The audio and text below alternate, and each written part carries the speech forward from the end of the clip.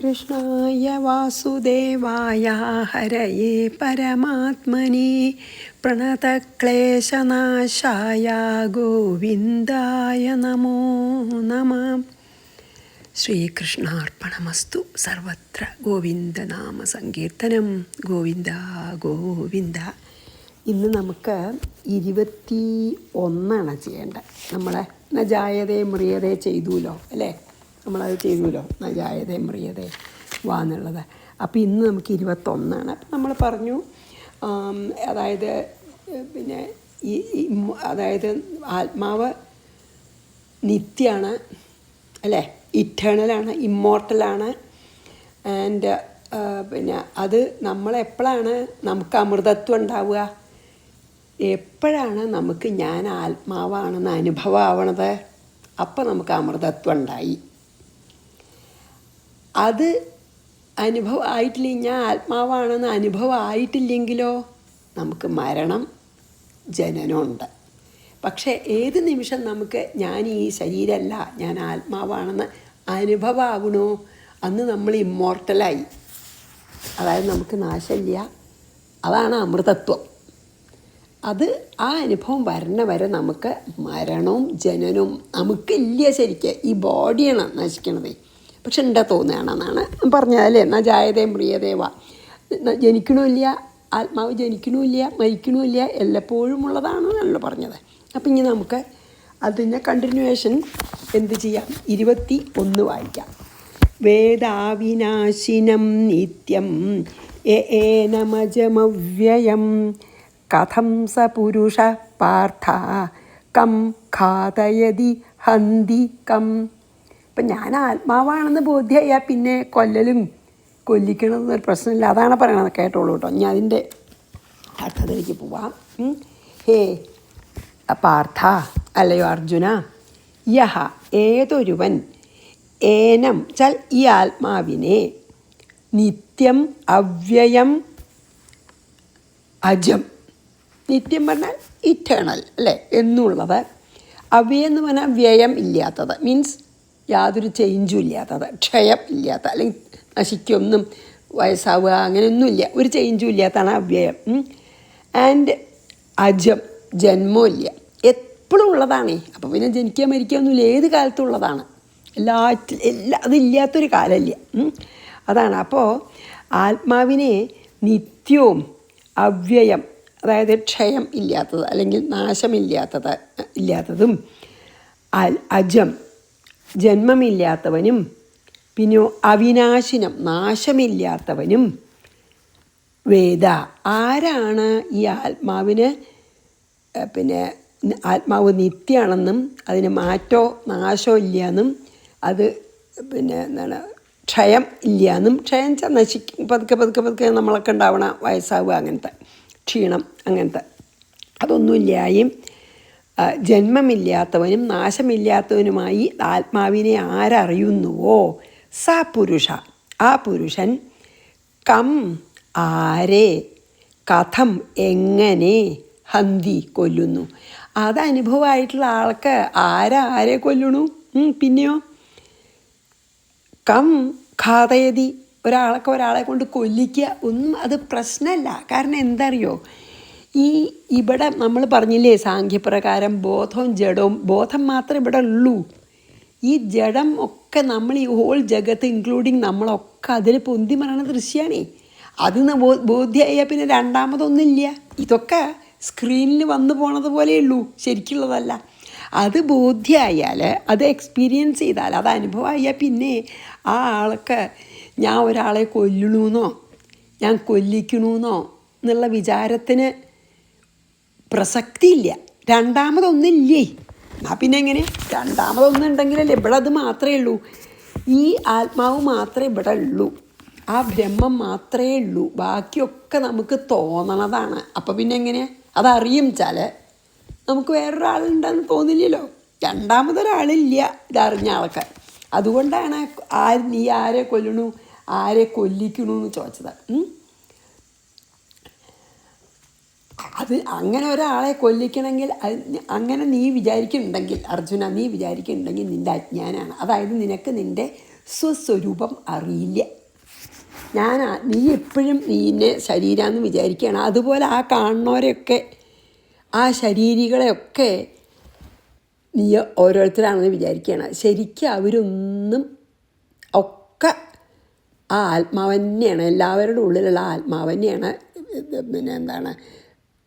ഭീഷ്മരുടെ ഉള്ളിലും അവരുടെയൊക്കെ ശരീരം, ആ ശരീരമല്ല ഭീഷ്മര്, ആ ശരീരമല്ല ദ്രോണര്, ആ ശരീരമല്ല കൃപര്, ആ ശരീരമല്ല ഒരു കൗരവന്മാരും. നീ ആരാണോ അതന്നെയാണ്. അപ്പോൾ പിന്നെ രണ്ടാമതൊന്നുമില്ലെങ്കിൽ കൊല്ലാൻ പറ്റുമോ? പറ്റില്ലല്ലോ. അതാണ് പറയണത്, നിനക്ക് നിൻ്റെ സ്വരൂപം മനസ്സിലായിട്ടില്ല, അനുഭവമായിട്ടില്ല. അതുകൊണ്ടാണ് നിനക്ക് അങ്ങനെ തോന്നണത്.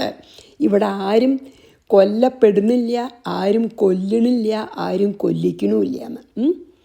അതാണ് എന്താ അറിയുമോ, നമ്മൾ ശരിക്കും തന്നെ നമ്മളത് ദിവസേന പറയുന്നുണ്ട്. നെച്ചൂർ സ്വാമി പല പ്രഭാഷണങ്ങളിൽ പറയുന്നുണ്ട് കേട്ടോ.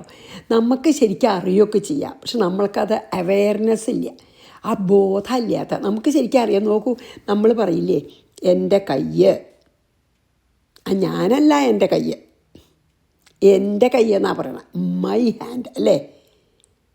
ഞാൻ എൻ്റെ കയ്യിനെ ഞാനായിട്ട് കണക്കാക്കണില്ല, അതുകൊണ്ടാണ് എൻ്റെ കയ്യാണ് പറയണത്.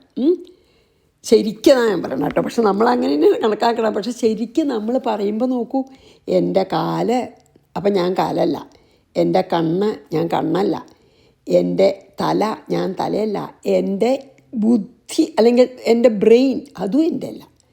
എൻ്റെ മനസ്സെന്നും കൂടി നമ്മൾ പറയും. മനസ്സും എൻ്റെ അല്ലേ, അല്ല മനസ്സും കൂടി ഞാനല്ലേ. എൻ്റെന്നാണ് പറയണത്, മൈന്ന്. ഇപ്പം എൻ്റെ മേശ പറയണ പോലെയാണ് നമ്മൾ പറയണതെല്ലാം. എൻ്റെ കാറ് അല്ലെങ്കിൽ എൻ്റെ ഫോൺ എന്ന് പറയണ പോലെയാണ് നമ്മൾ ശരിക്കും നമുക്ക് മനസ്സിലാക്കിയിട്ട് പറയേണ്ടത് നമ്മളത്. പക്ഷെ നമുക്ക് അനുഭവമില്ല എന്ന് മാത്രമേ ഉള്ളൂ. അപ്പോൾ ഇതൊന്നും ഞാനല്ല. ഈ ദേഹത്തിന് ഓരോ അവയവങ്ങളെടുത്തിട്ട് എൻ്റെ പറഞ്ഞാൽ ഞാനതല്ലല്ലോ. അപ്പം ഞാനെവിടെ ചോദ്യം വരും. ഇനി പോട്ടെ, ഇന്ദ്രിയങ്ങൾ മനസ്സെടുത്തു, എൻ്റെ മനസ്സെന്നാണ് പറയണേ. അപ്പം മനസ്സ് ഞാനല്ല, എൻ്റെ ബുദ്ധി ഞാനല്ല, എൻ്റെ ബുദ്ധി എന്നാണ് പറയുക അല്ലേ. പിന്നെ ഏതാ ഞാൻ? അതിൻ്റെയൊക്കെ പിന്നിലുള്ളത് അതാണ് ഞാനേ. അപ്പം പിന്നെ ഇവിടെ രണ്ടാമതൊന്നുമില്ല. പിന്നെ ഇതൊക്കെ തോന്നണതാണ്, നമ്മളുടെ ദേഹം അടക്കം. അപ്പം അവരൊക്കെ തോന്നണതല്ലേ. അതായത് എപ്പോഴും ആത്മാവ് എപ്പോഴും ഒരേപോലെ നിൽക്കണതാണ് പറഞ്ഞുല്ലോ ഇല്ലേ എന്നുള്ളതാണ് പറഞ്ഞു.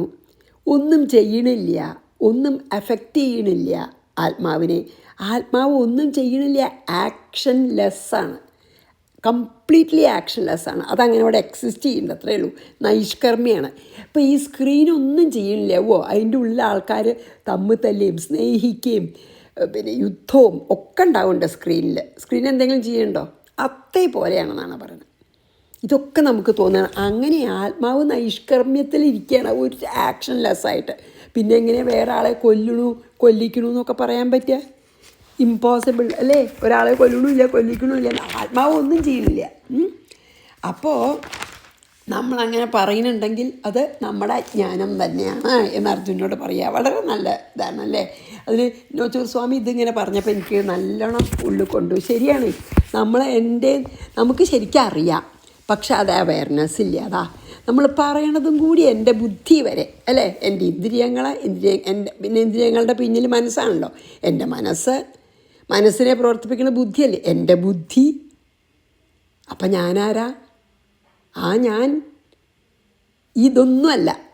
അപ്പം എൻ്റെ ബോഡി അല്ല വെച്ചാൽ ബാക്കി ആരുടെയും ബോഡി ഒന്നും അവരല്ല.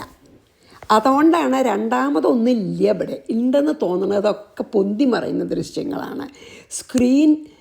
സിനിമ ഓഫ് ചെയ്താൽ സ്ക്രീനൊന്നുമില്ലല്ലോ, അതുപോലെ ഉള്ളൂ. അതുകൊണ്ട് നീ അത് വിഷമിക്കണ്ടെന്ന് പറയുകയാണ്. വളരെ നല്ല ശ്ലോകം. 21 വായിക്കാം. വേദാവിനാശിനം നിത്യം യ ഏനമജമവ്യയം കഥം സ പുരുഷ പാർത്ഥ കം ഘാതയതി ഹന്തികം. നീ ആരെ കൊല്ലണു, ആരെ നീ കൊല്ലിക്കണു? ഒന്നുമില്ല അർജുന എന്നാണ് പറയണത്. അതായത് എന്താ ഇപ്പം ശരിക്കും നോളേജ് പറഞ്ഞാൽ അല്ലെങ്കിൽ അറിവ് പറഞ്ഞാൽ എന്താ? അറിവെന്ന് പറഞ്ഞാൽ നമ്മളുടെ മരണമില്ലാത്ത ആ ഒരു മരണമില്ല നമ്മുടെ ആത്മാവിന്. ആ ഡെത്ത്ലെസ് നേച്ചർ അറിയണതാണത്രേ ഒരു അറിവിൻ്റെ ഒരു ഡെഫിനിഷൻ. നോളജിൻ്റെ ഒരു ഡെഫിനിഷൻ എന്താണ്? ശരിക്കുള്ള നോളജിൻ്റെ ഒരു ഡെഫിനിഷൻ എന്താണ്? നമ്മുടെ മരണമില്ലാത്ത പ്രകൃതി അറിയുക, അതായത് ഡെത്ത്ലെസ് നേച്ചർ അറിയുക, അതാണത്രേ. അത് മനസ്സിലായാൽ പിന്നെ നമുക്ക് ഞാനാണ് ചെയ്യണമെന്നുള്ള വിചാരമില്ല. ഞാൻ ഈ ദേഹത്തിൻ്റെ ഉള്ളിലിരിക്കണു, ഞാൻ ഈ ദേഹമൊന്നുമല്ല, ദേഹമാണല്ലോ ഇപ്പോൾ ചെയ്യണത്, അപ്പം ഞാനാന്നുള്ള ഭാവമില്ല. എന്നെ അതൊന്നും ബാധിക്കണില്ല. അതാണ് പറഞ്ഞത് കേട്ടോ. ഇനി ഇത് വളരെ ഫേമസ് ആയിട്ടുള്ള 22ാമത്തെ ശ്ലോകം. വാസാംസി ജീർണാനി യഥാ വിഹായ നവാനി ഗൃഹ്ണാതി നരോപരാണി തഥാ ശരീരാണി വിഹായ ജീർണ ന്യന്യാനി സംയാതി നവാനി ദേഹി. ഇത് നമ്മൾ കുറേ കേട്ടതാണ്, നമ്മളിതിൻ്റെ അർത്ഥവും കുറേ കേട്ടതാണ് അല്ലേ. എന്നാലിപ്പോൾ ഒന്ന് നമുക്ക് പറയാം, കാരണം ഇപ്പോൾ ഈ സന്ദർഭത്തിൽ പറയുമ്പോൾ നമുക്ക് കുറച്ചും കൂടി ബോധ്യമാവുമല്ലോ. അപ്പോൾ എന്താണ് ജീർണാനി എന്താ? ജീർണിച്ചത് പറഞ്ഞാൽ പഴയത്, നല്ല പഴതായത്, കീറാണ്ടിരിക്കുക എന്നൊക്കെ പഴതായി നല്ലോണം, അങ്ങനത്തെ. വാസാംസി വസ്ത്രങ്ങളെ, അല്ലെങ്കിൽ നരച്ചു, അല്ലെങ്കിൽ ഭയങ്കര പഴതായി, തിന്നായി, വളരെ നേർമയായി, ഇഞ്ഞിടാൻ പറ്റില്ല, അങ്ങനെയായി. അതാണ് പഴയ വസ്ത്രങ്ങളെ. വാസാംസിച്ചാൽ വസ്ത്രങ്ങളാണ് വാസം. വിഹായ അതിനെയൊക്കെ ഉപേക്ഷിച്ചിട്ട്, പഴയ വസ്ത്രങ്ങളെ ഉപേക്ഷിച്ച്. ജീർണാനി വാസാംസി വിഹായ മീൻസ് ഉപേക്ഷിച്ചിട്ട്. എന്നിട്ടോ അപരാണി പുതിയത്, വേറെ. അപരെന്ന് പറഞ്ഞാൽ വേറെ, പുതിയതെന്നർത്ഥം. വസ്ത്രങ്ങളെ എന്താ ഗൃഹ്ണന്തി, നമ്മൾ എടുക്കൂലോ. ഇത് വളരെ പഴതായി എന്ന് പറഞ്ഞിട്ട് ഒന്ന് കളഞ്ഞിട്ട് നാളെ വേറൊരു പുതിയത് എടുക്കുമല്ലോ, നമുക്ക് വേറെ വേണ്ടിയിരുമല്ലോ. അങ്ങനെ നമ്മൾ ചെയ്യുന്ന പോലെ ഗൃഹ്ണാതിച്ചാൽ വേറൊന്ന് എടുക്കുന്നുവോ, അതുപോലെ. തഥ മീൻസ് അതുപോലെ, അപ്രകാരം. ജീർണാനി ശരീരാണി, ഇതുപോലെ തന്നെ പഴതായിട്ടുള്ള ശരീരങ്ങളെ വിഹായ ഉപേക്ഷിച്ച് നവാനി പുതിയ അന്യാനി വേറെ ശരീരങ്ങളെ സംയാതി പ്രാപിക്കുന്നു, എടുക്കുന്നു. അതായത് ഇപ്പം ഈ പറയണത് ഉണ്ടല്ലോ, ആപ്ലിക്കബിൾ ഓൺലി ടു ജീവാത്മ, ആത്മാവിനല്ല. എപ്പോഴാണ് ആത്മാവ് ഞാൻ ബോഡിയാണെന്ന്, ഞാൻ ശരീരമാണെന്ന് വിചാരിക്കണേ, അപ്പം അതിനെ ജീവാത്മാവെന്നാണ് പറയുക. ആത്മാവ് ശരീരമാണെന്ന് വിചാരിക്കുന്ന ആ ഒരു മനസ്സുണ്ടല്ലോ, ആ മനസ്സിനെയാണ് ശരിക്കും ജീവാത്മാവ് പറയണത്. ആത്മാവ് അവിടെ തന്നെ ഇരിക്കുന്നുണ്ട്, ആത്മാവിന് ഒരു വ്യത്യാസമില്ല, ആത്മാവ് ഇങ്ങോട്ട് വരണമൊന്നുമില്ല കേട്ടോ. പക്ഷേ ഈ മനസ്സുകൊണ്ട് വിചാരിക്കുകയാണ് ഈ ആത്മാവ് ശരീരമാണെന്ന്, അതിനെയാണ് ജീവാത്മാവ് പറയണത്. ജീവാത്മാവും പരമാത്മാവും വേറെ ശരിക്കില്ല. പരമാത്മാവ് അവിടെ എപ്പോഴും ഒരുപോലെയാണ്. പക്ഷേ നമ്മുടെ മനസ്സുണ്ടല്ലോ, ഇന്ദ്രിയങ്ങളും മനസ്സും ബുദ്ധി അടക്കം, ഇന്ദ്രിയങ്ങളും മനസ്സും ബുദ്ധിയൊക്കെ നമ്മുടെ ഉള്ളിൽ സ്വയം പ്രകാശ സ്വരൂപിയായിട്ടുള്ള ആത്മാവ് ആണ് ഈ ശരീരം എന്നങ്ങോട്ട് വിചാരിച്ചാൽ പിന്നെ അതിൻ്റെ പേര് ജീവാത്മാവാന്നായി. കാരണം അങ്ങനെയാണ് വിചാരിക്കണതേ. അപ്പം അതിൻ്റെ കാര്യം അതിൽ പറയണം കേട്ടോ.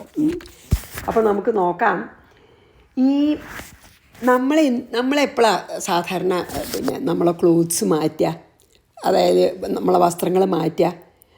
ഒന്നാമത് അത് ഇടണത് തന്നെ എന്തിനാണ്? നമ്മൾ ദേഹം മറയ്ക്കാനാണ് അല്ലേ, പ്രൊട്ടക്റ്റ് ചെയ്യാനും. ഇപ്പോൾ തണുപ്പൊക്കെ ഉണ്ടെങ്കിൽ തണുപ്പിൽ നിന്ന് രക്ഷ കിട്ടാനും, പിന്നെ നമ്മൾ ദേഹം മറയ്ക്കാനുമാണ് അല്ലേ.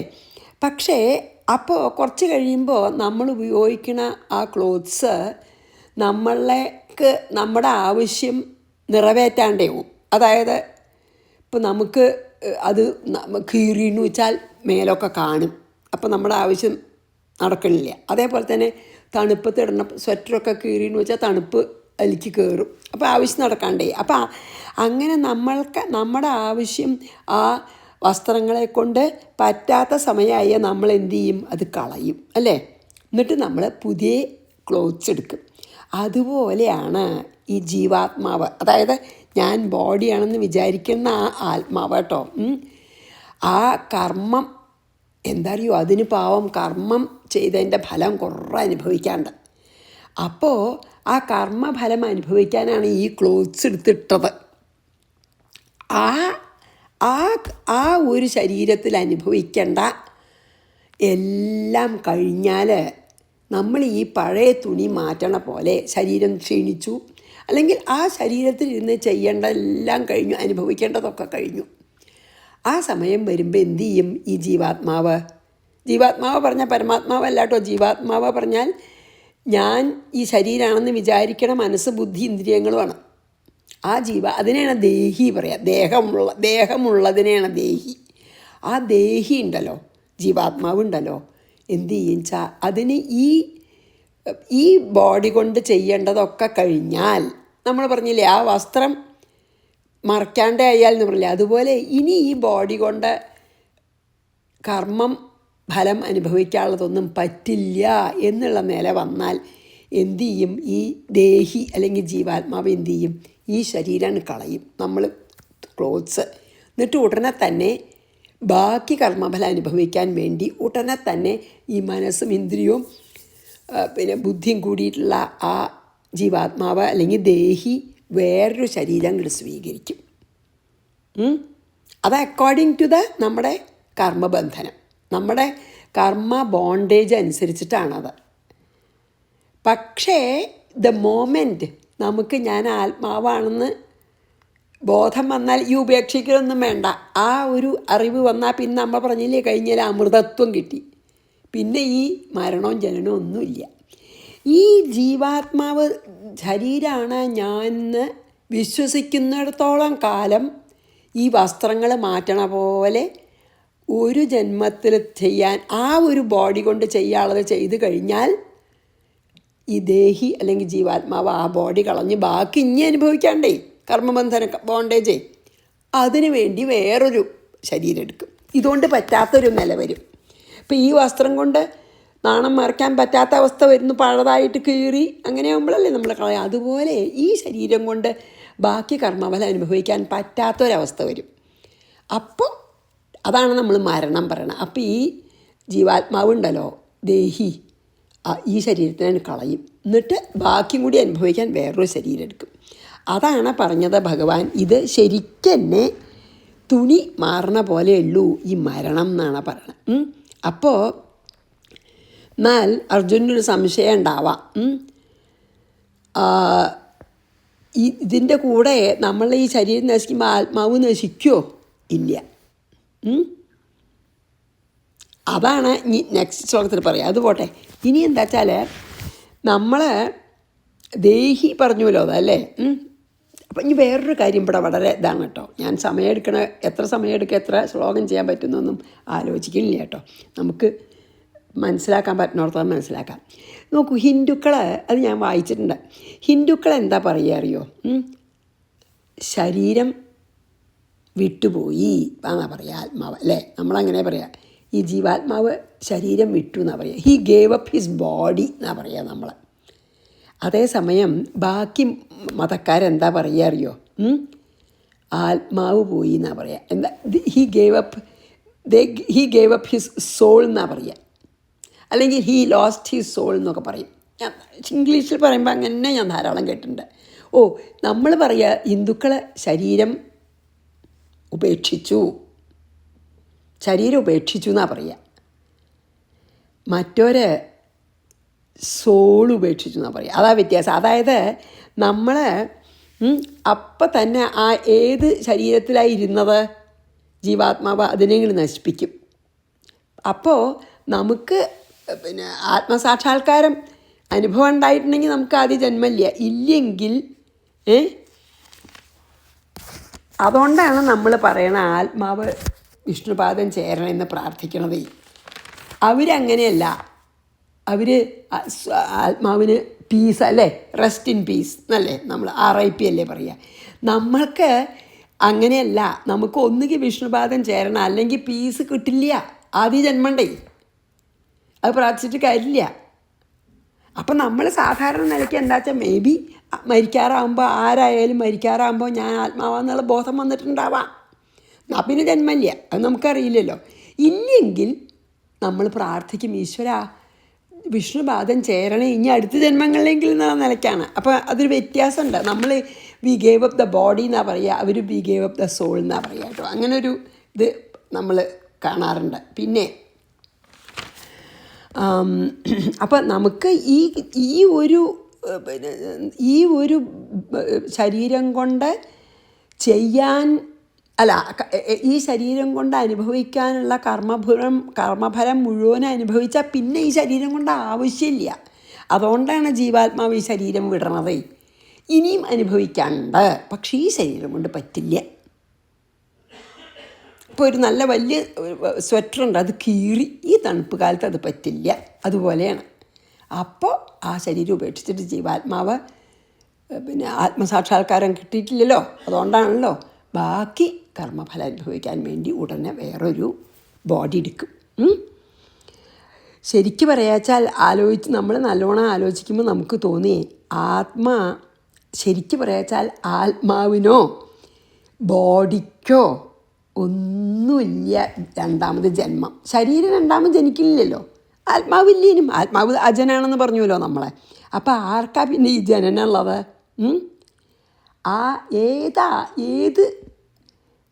ഏത് മനസ്സും ഇന്ദ്രിയങ്ങളും ബുദ്ധിയാണോ ഞാൻ ബോഡിയാണെന്ന് വിചാരിക്കണ ആ സൂക്ഷ്മ ശരീരത്തിനാണ് ശരിക്കും ജന്മം പിന്നുള്ളതേ.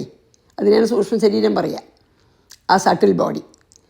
അപ്പോൾ ശരിക്കും പറയാച്ചാൽ ബോഡി രണ്ടാമത് ജനിക്കില്ല, ആത്മാവ് എന്തായാലും ഇല്ല. ആത്മാവ് അവിടെ തന്നെ അതുപോലെ നിൽക്കുകയാണ്. ആത്മാവ് മാത്രമല്ലേ ഉള്ളൂ ഇവിടെ, തോന്നുകയാണല്ലോ ഇപ്പോൾ അത്. അപ്പോൾ ശരിക്കും ഈ ജനിക്കും മരിക്കുകയൊക്കെ ചെയ്യണത് സട്ടിൽ ബോഡിയാണ്, സൂക്ഷ്മ ശരീരമാണ്. അല്ലാണ്ട് നമ്മൾ ഈ ശരീരമല്ല മരിക്കണതും ജനിക്കണതും ഒക്കെ തന്നെ പറയാം. അതായത് റീബർത്ത്, മരിക്കണത് വേണമെങ്കിൽ പറയാം, ഈ ശരീരം നശിച്ചുല്ലോ, മരണം എന്ന് പറയാം ഈ ശരീരത്തിന്. പക്ഷെ രണ്ടാമത്തെ ജന്മം ഈ ശരീരത്തിനല്ല. മനസ്സിലായില്ലേ? സട്ടിൽ ബോഡിയാണ് രണ്ടാമത് വേറൊരു പുതിയ ശരീരം എടുക്കണത്. ആ സൂക്ഷ്മ ശരീരമാണ്. ഈ ശരീരത്തിനൊന്നും പറ്റില്ല, അത് മണ്ണാവും അല്ലെങ്കിൽ പഞ്ചഭൂതങ്ങളാവും, അത്രയേ ഉള്ളൂ എന്ന്. അതാണ് വേറൊരു കാര്യം നമുക്കിവിടെ പറയാനുള്ളത്. അപ്പോൾ ഭഗവാൻ പറയണത് എന്താ വെച്ചാൽ ജ്ഞാനം കൊണ്ട് മാത്രമേ നമുക്ക് ഈ സംസാരത്തിൽ നിന്ന് രക്ഷപ്പെടാൻ പറ്റുള്ളൂ. എന്താ? ഞാൻ ഈ ആത്മാവാണ് എന്ന അനുഭവം തന്നെ വേണം. അതുവരെ ജന്മമരണം ഉണ്ട്. കാരണം ഈ സൂക്ഷ്മ ശരീരം അത് ഇല്ലാത്തപ്പോഴാണ് ഈ നമുക്ക് ജീവാത്മാവെന്ന് ഉണ്ടാവണം തന്നെ. അല്ലെങ്കിൽ ആ പ്രശ്നം തന്നെ ഉദിക്കുന്നില്ല. അതായത് ഈ നമ്മുടെ ഉള്ളിലുള്ള ഉണ്ടല്ലോ, നമ്മൾ പറയുന്നത് ശരിക്കും ഈ ശരീരേ അല്ല, അത് ഭഗവാനാണ് അല്ലെങ്കിൽ പരബ്രഹ്മാണ്. ആ നോളേജ് ഉണ്ടായാൽ മാത്രമേ നമുക്ക് പുനർജന്മം ഇല്ലാതിരിക്കുള്ളൂ. അപ്പോൾ നമ്മൾ ശരിക്കും എന്നും ഇറ്റേണലായിട്ട് ഒരേ ഒരു വസ്തുവേ ഇവിടെ ഉള്ളൂ, രണ്ടാമതൊന്നില്ല എന്നറിഞ്ഞ് നമ്മൾ എന്നും സച്ചിദാനന്ദത്തിൽ വർത്തിക്കും. ഏതുപോലെ ഒരു സ്ക്രീൻ ഒരു തരത്തിലുള്ള വികാരവും ഇല്ല. Screen is not at all affected what is played on that, അല്ലേ? അതുപോലെ എന്ന് പറഞ്ഞാൽ നമുക്ക് അടുത്തേക്ക് പോവാട്ടോ. ഞാൻ എത്ര മിനിറ്റ് ഉണ്ടെന്ന് നോക്കട്ടെ. 23 മിനിറ്റായി. എന്നാലും സാരില്ല, ഇനിയും ഇത് പറ്റുമോ നോക്കാം. ഇല്ലെങ്കിൽ ഞാൻ പകുതിയായിട്ട് നിർത്താം. 23 അല്ല 22 ഒന്നും കൂടിയും ചെല്ലണ്ടേ നമുക്ക്. വാസാംസി ജീർണാനി യഥാ വിഹായ നവാനി ഗൃഹ്ണാതി നരോപരാണി തഥാ ശരീരാണി വിഹായ ജീർണാന്യന്യാനി സംയാതി നവാനി ദേഹി. അപ്പോൾ ദേഹി എന്ന് പറയണതാണ് ജന്മം. ദേഹിക്കേ ഉള്ളൂ പുനർജന്മം. ഈ ശരീരം മരിക്കുന്നു വെച്ചോളൂ, ഈ സ്ഥൂല ശരീരം. പിന്നെ സൂക്ഷ്മ ശരീരമാണ് ദേഹി. ആ അപ്പം ദേഹി അല്ലാണ്ടേ കേട്ടോ സൂക്ഷ്മ ശരീരമായിട്ടിരിക്കുക. ഇനി വേറൊരു ദേഹം എടുക്കും. അപ്പോൾ സൂക്ഷ്മ ശരീരത്തിനേ ഉള്ളൂ പുനർജന്മം എന്ന് മനസ്സിലാക്കണം, ആത്മാവിനില്ല. ഓക്കെ, ഇനി അടുത്തത് നൈനം ചിന്തന്തി ശസ്ത്രാണി നൈനം ദഹതി പാവക ന ചൈനം ക്ലേദയന്ത്യാപോ നശോഷയതി മാരുത. ഇത് നമ്മൾ ധാരാളം കേട്ടതാണ്. അപ്പോൾ നമുക്ക് അതിൻ്റെ അർത്ഥം നോക്കാം. ശസ്ത്രാണി വെച്ചാൽ ആയുധങ്ങൾ. എല്ലാ ആയുധങ്ങളും ശസ്ത്രം എന്ന് മാത്രം, ശസ്ത്രവും അസ്ത്രവും എന്ന് കൂട്ടണ്ട, എല്ലാ ആയുധങ്ങളെന്ന് വിചാരിക്കുക. ആയുധങ്ങളെന്ന് വയ്ക്കാം. ഏനം ഇവനെ ചലോ, ഇവൻ ച ഇവിടെ ശരിക്കുള്ള പരമാത്മാവ്, ആത്മാവിനെ ന ചിന്തന്തി, അതിനെ മുറിക്കണില്ല. ഒരായുധത്തിനും നമ്മുടെ ആത്മാവിനെ മുറിക്കാൻ പറ്റില്ല. ദേഹിയല്ല കേട്ടോ, ജീവാത്മാവിനെയല്ല, അല്ലെങ്കിൽ ദേഹിയല്ല, ദേഹിച്ച ദേഹമുള്ളത്.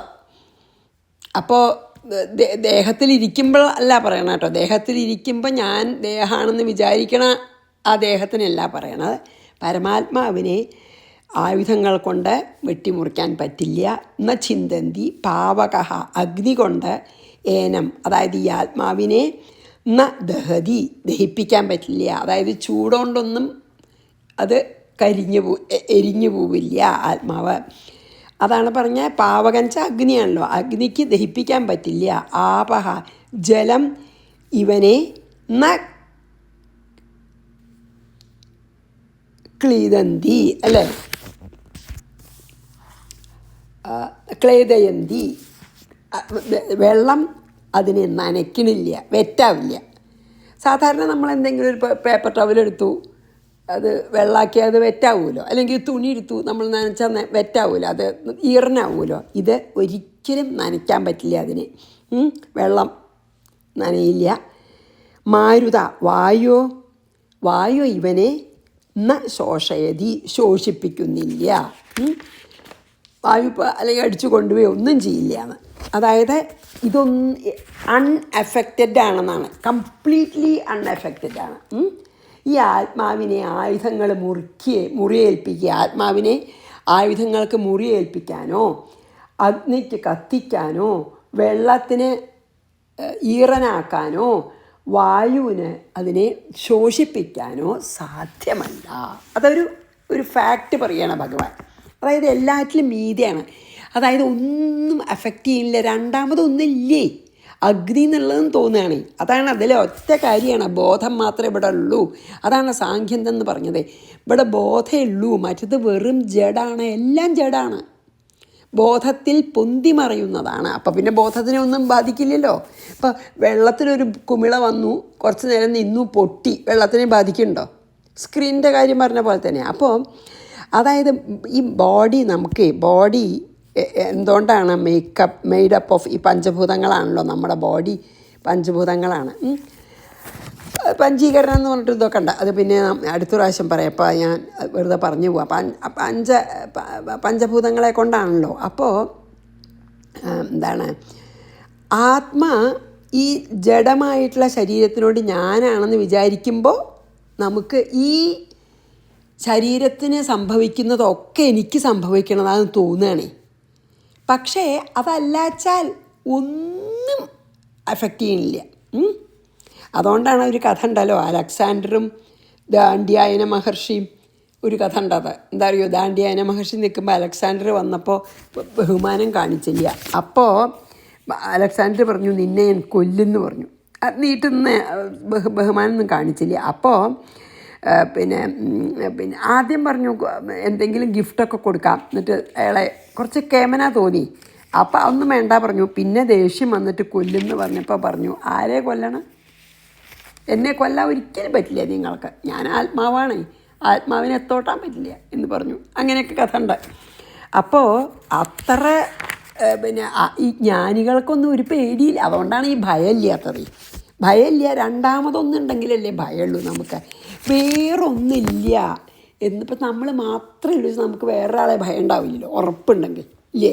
അതുപോലെയാണ് നമുക്ക് ഒരിക്കലും രണ്ടാമതൊന്നില്ല, ഈ ബ്രഹ്മം മാത്രമേ ഉള്ളൂ, ഞാൻ ആ ബ്രഹ്മം തന്നെയാണ് എന്ന് ഇവിടെ കാണുന്നുണ്ടെങ്കിൽ അതൊക്കെ ഞാൻ അതിനെയൊക്കെ സാക്ഷിയായിട്ട് നോക്കി നിൽക്കുക. ഇതൊക്കെ പൊന്തി മറണ ദൃശ്യമാണ്. Just like I watch A movie on the screen, അതേപോലെ ഉള്ളൂ എന്ന് ബോധ്യമായാൽ, അറിഞ്ഞാൽ പോരാ, അത് അനുഭവമായാൽ പിന്നെ ഭയമില്ല, രാഗമില്ല, ക്രോധമില്ല, ഒന്നുമില്ല. അതിഞ്ഞ് വരും അടുത്ത 4-ാം അധ്യായത്തിലൊക്കെ പറയും, വീതരാഗ ഭയക്രോധ, പക്ഷേ ഈ രാഗവും ഭയവും ക്രോധമൊക്കെ എപ്പോഴാണ് ഇല്ലാണ്ടേ ഉള്ളൂ അറിയോ? നമുക്ക് നമ്മൾ ആത്മാവാന്നുള്ള ബോധ്യമായി തന്നെ ആവുള്ളൂ, അതുവരെ പോവില്ല. അപ്പോൾ ഇതിൽ ശരിക്കും അത്ര തന്നെ പറയാനുള്ളൂ. ആത്മാവിനെ ഒന്നും ആർക്കും ചെയ്യാൻ പറ്റില്ല. It is beyond everything that we can think of എന്നാണ് പറയുന്നത് കേട്ടോ. അപ്പോൾ അവിടെ നിർത്താൻ നമുക്ക് സമയമായി. ശ്രീകൃഷ്ണാർപ്പണമസ്തു. സർവത്ര ഗോവിന്ദനാമ സങ്കീർത്തനം. ഗോവിന്ദ ഗോവിന്ദ. ഗുരുവായൂരപ്പാ ശരണം. സമസ്താപരാധം ക്ഷമസ്വമേ.